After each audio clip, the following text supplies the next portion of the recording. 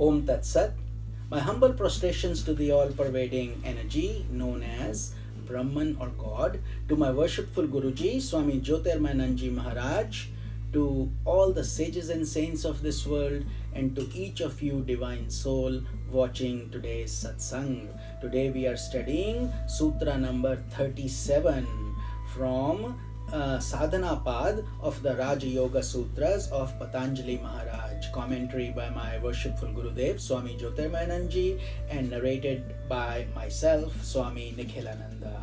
So Sutra number 37 is Astaya Pratisthayam Sarvaratna Upasthanam. Again, Astaya Pratisthayam Sarvaratna Upasthanam. So Astaya means non-stealing. Remember, these were the yams and niyams which the sage is now explaining in each sutra. So Astaya means non-stealing. Pratisthayam means when established.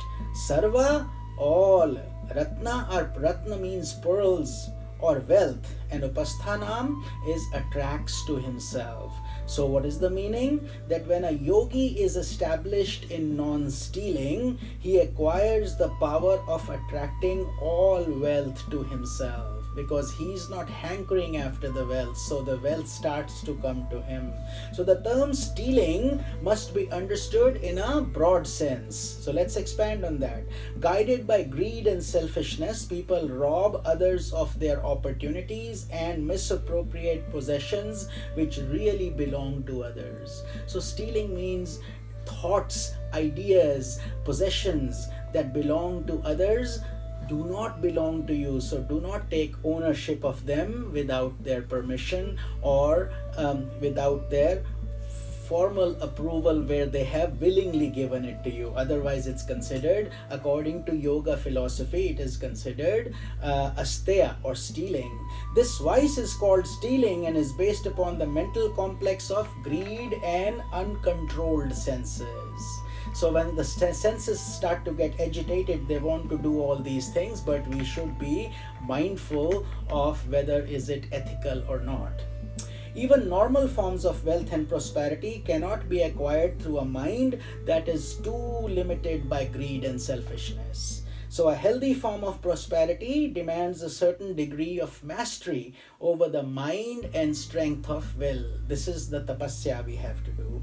And if the mind is freed from the humiliating complex of greed for more and more physical possessions, it is a big thing. It's very, very huge development in your expansion. It will be able to draw to itself all types of riches, both material and spiritual.